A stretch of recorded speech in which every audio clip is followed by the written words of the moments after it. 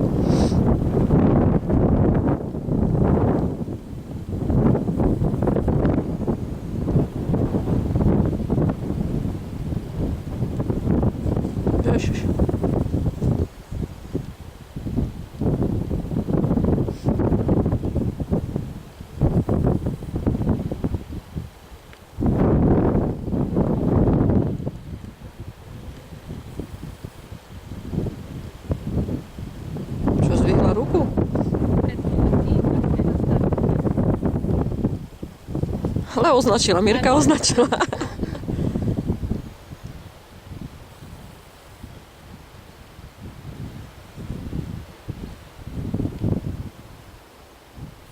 Čo? Keby cíkala.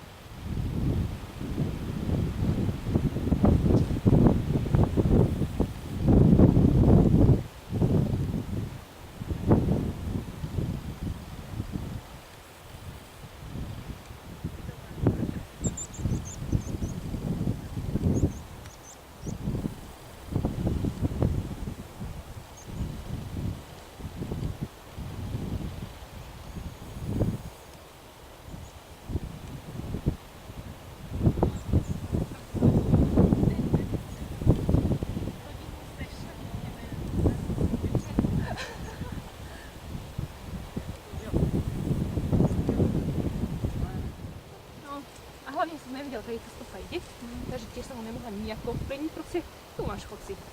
Chceš? Hej, rob si čo chceš a no nejak to dopadne. Možno niekdy dojdeme, možno aj na Slovensku. Máš ty psíka či nie? Mám, hej, ale mám takú kýženku. A 12 ročnú. Ja by sa nemala tiež kýženka. Aj rob s nimi čo či nie? Robila som s ním, ale som s ním polovníctvo.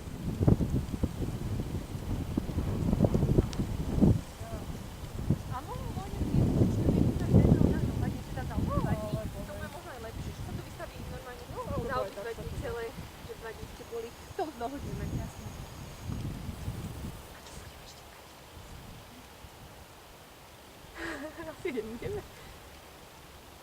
Daša na tom prvom úseku nebol vlastne predmet, keď Mirka ruku dvíhala, tak neviem, čo som ruku dvíhala, lebo až na druhom bol. Štekame. Tam do pár bodíkov dole za to. Pekne to bolo, nie?